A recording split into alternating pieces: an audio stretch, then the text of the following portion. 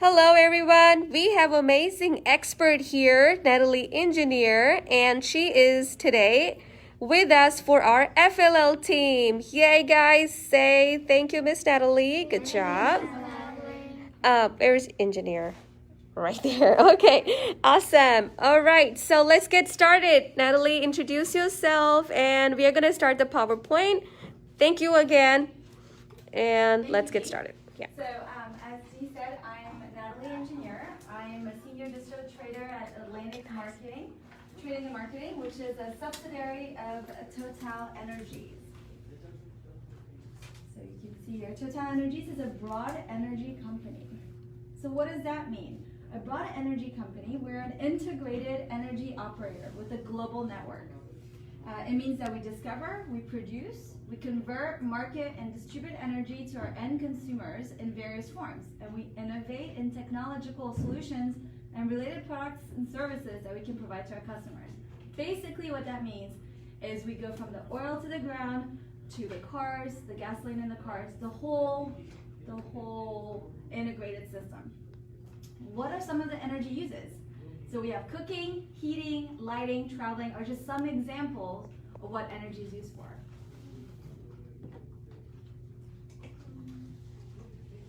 Shipping and transportation of oil and gas. So my main job is dealing with moving products from one location to the other. And what we do is we organize the transportation of oil and gas from the production areas where it gets made to major consumer hubs. So where it gets stored and then distributed to others. We select and we charter the safest vessels, so this is just an example of one of our ships, to ensure that the cargo is shipped in the most timely, cost-effective way, and naturally under optimal safety conditions. Because safety is one of our biggest pillars of what we do. So your job is kind of like to make sure the ships are secure and all good to go? Yes, I'll give you a slide on explaining really what the intricacies of what I do, but that's in a nutshell.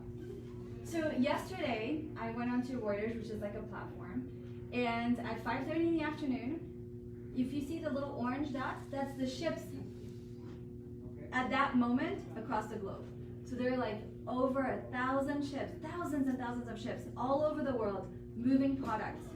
Could be, diesel, could be jet fuel, could be gasoline, number of products. And so the green dots are the refineries across the globe, and the orange, like for example, if you see right here, that says, it's kind of small so you can't really see that well, but 894 ships are just in this area. That's how many ships are just right here. So if you see on the next slide, the round green right here, that's Galveston. And you see all these little dots, those are all ships. So yesterday at 5:30, that's the number of ships, and the direction of the arrow is where the ships are going. If the arrow is facing Galveston, then they're going in that way. And if it's facing the other way, then they're moving away from Galveston. They can be full, or they could be empty going to Galveston to load product. So as Total Energies, one of our ambitions is to be a major player in the energy transition. So we put sustainable development at the heart of our strategy. What that means is we try to be a clean company. Did you guys want to go back? So you went back? Yeah.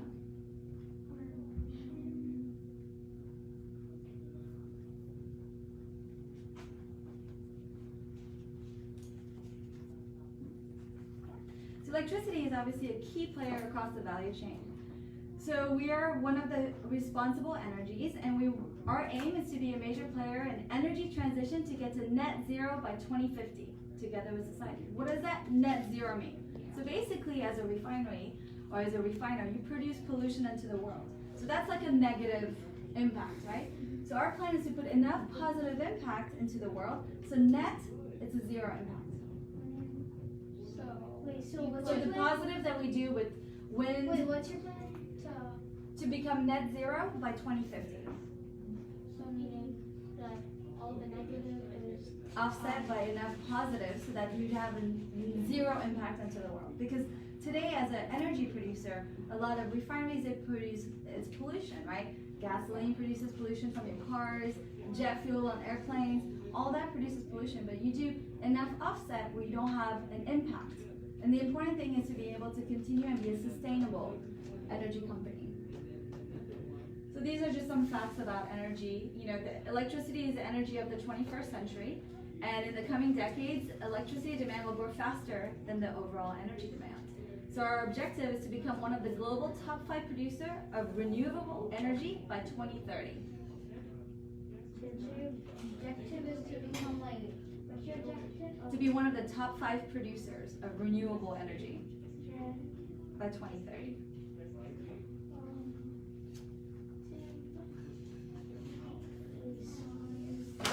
Wait, to be a top 5 producer 2030. by 2030, correct. This is just a little bit about our company, but I'll skip that slide and go to more of my key responsibilities. So what do I do?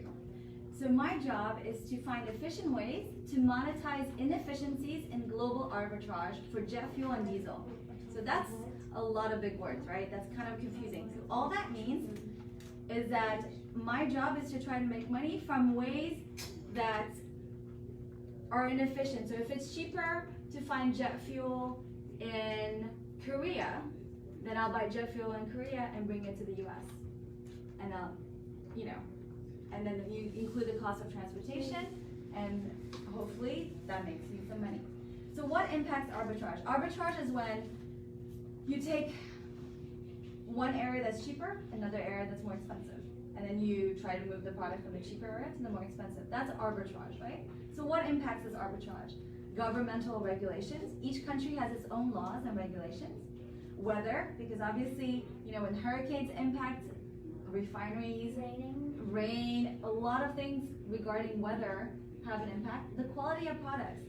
So if some countries have better products made from the refineries, and other countries don't, and they need that product, then the qualities are different. So you buy the quality that's better, and you bring it to the country that needs it because they don't have it. Transportation costs, those ships, they cost a lot of money. So you've got to see which ship to use and what is the best way to move the product. And there's always, our top priority is safety concerns. There are a lot of safety concerns when you move product. And I'll go into it a little bit further. So what are some of the challenges and concerns we face? One of the major ones is the cost of fuel. So when you move products on ships, the ships need fuel to move, right? And that fuel is very expensive. Yeah. I researched a lot about how much it costs. It's very expensive, right? Yeah. It's like $10,000 and 5,000 gallons of fuel to just get from like LA to New York.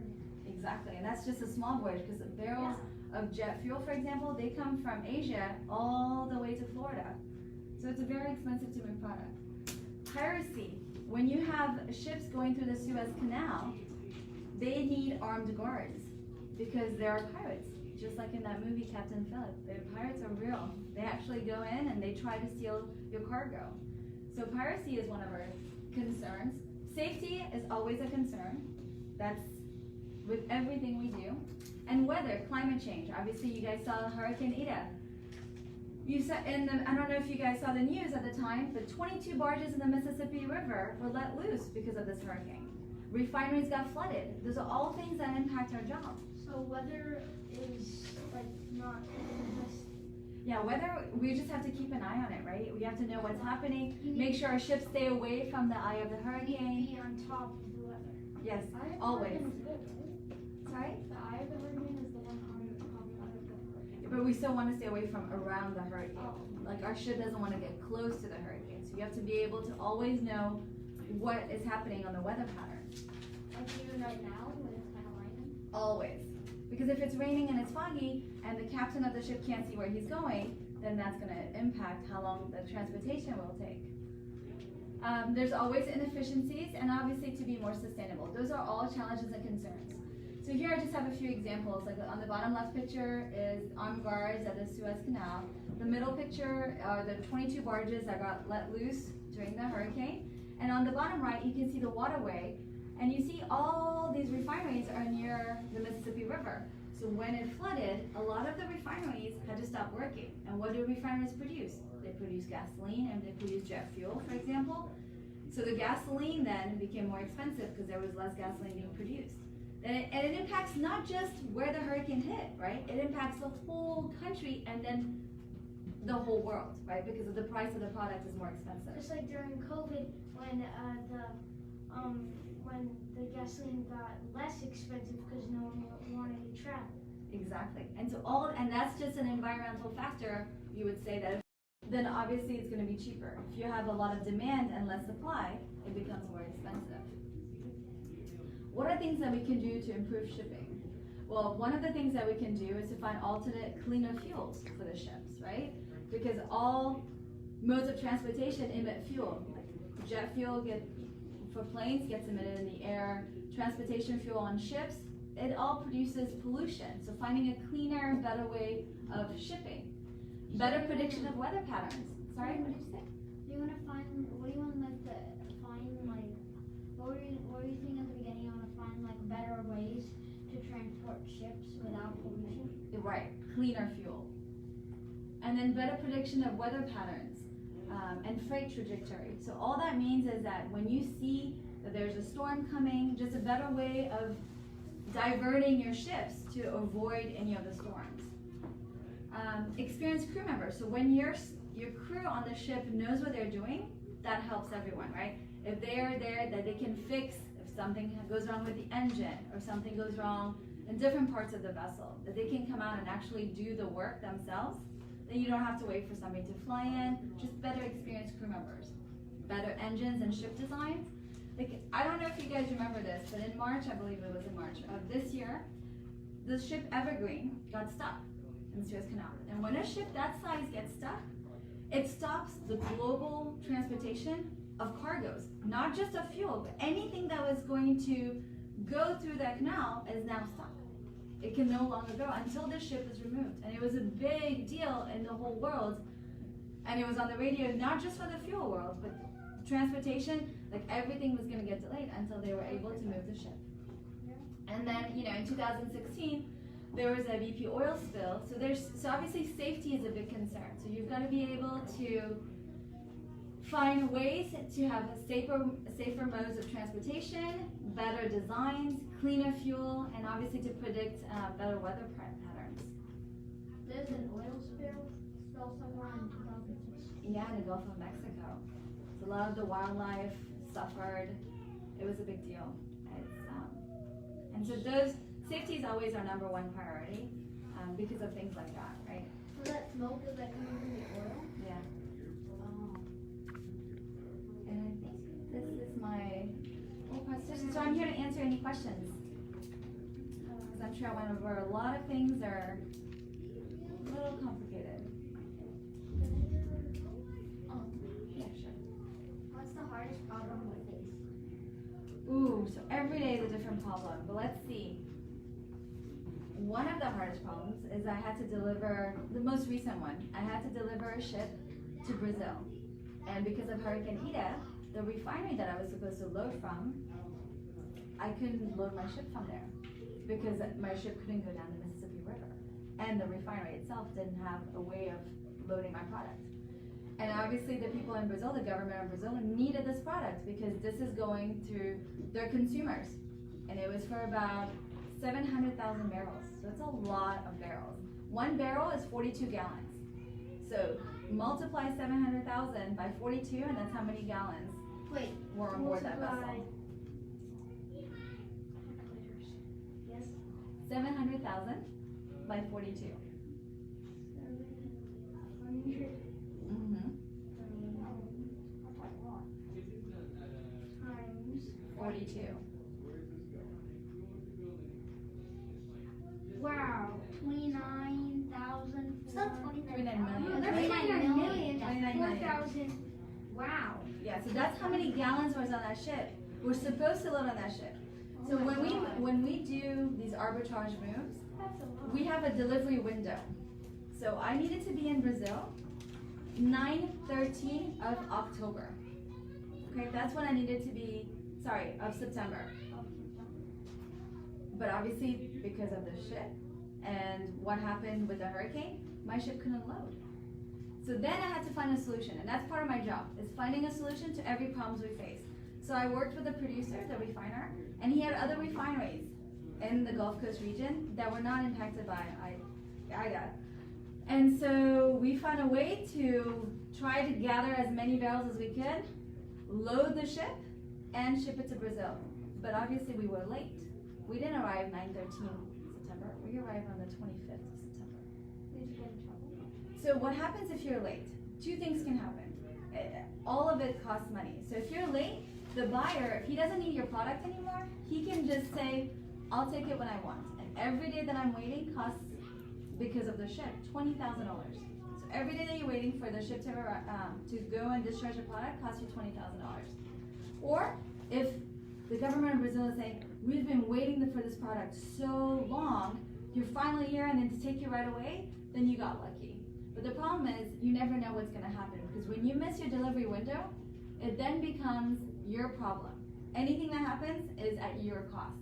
So our job is to always deliver on time with the right conditions, right? So that was my most recent problem that I incurred. Most recent problem? Yes. And you know, our job impacts a lot of countries. We supply in the Caribbean. We have gas stations in the Caribbean. We have gas stations in Mexico. So when we move product, if the gas doesn't get to the gas station, then the cars will have gas to run, right? So it has a whole domino effect. Yes. Let me go call on somebody else first. Sure, go ahead. So when you like if you like know how much gas it has, so you like plan your route to go to gas stations first. Like because if you're in the middle of the sea, then you have to go to gas stations and then go back. It's like what you do, or do you just load it with tons of gas first and extra gas, or do you just like shop at gas stations? So basically what I move is in bulk. Bulk means in large quantities, right? So my ship has a large quantity. In this particular case, for my recent problem that I had, was diesel. Diesel is what trucks run, and a lot of cars in Europe run on diesel. So my ship is in bulk, and it goes to a port. And at that port, it discharges into tanks, storage tanks, right? From those storage tanks, then it gets distributed, whether it goes in pipeline or trucks, it gets distributed all over. But you have to have a bulk receive point, which is the port where you discharge, and from there, it then goes everywhere. You had a question? Sorry, let me go to her and then I'll go to you. Okay, what do you do if there's like landlocked countries? Because and if they're like in the middle of Very good point. So there are a lot of landlocked countries, right? Yeah. But they obviously need gasoline and diesel. Yeah. So what happens for those landlocked countries? They'll most likely get their product from the closest port. So they'll be around another country that has port access, right? And from there, it gets transported, whether it's by pipeline, by trucks. There'll be modes of transportation. So to get that fuel into that landlocked country, it'll be more expensive, right? Because the cities that are closest to the port will have the easier access. And anytime you have transportation, you add a cost, because transportation is not free, right? So landlocked countries have to get fuel as well, but they have another way of getting it from the port into their country. It could be trains, it could be trucks, it could be pipelines. There are different ways of getting from a port to a landlocked. That's a very good question. You had a question too. what happens if you crash or get distracted or even the pirates get it? What would you do? So there are two things. First, we have insurance, right? And then if you have a crash or if something goes wrong, then you go into crisis mode, which you try to find a solution. So first, what is the problem? The problem could be a part of the ship is not functioning. So now what's the solution? What part of that ship? Is it easily attainable? That's happened to one of our ships that was coming that had jet fuel, and all of a sudden one of the parts broke.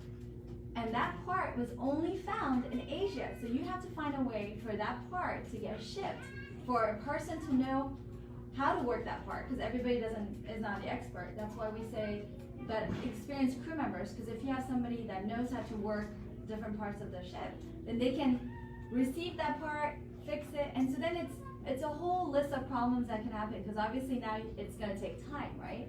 So most likely you're going to miss your delivery window where you were going. So then you have to find a solution to keep your buyer happy.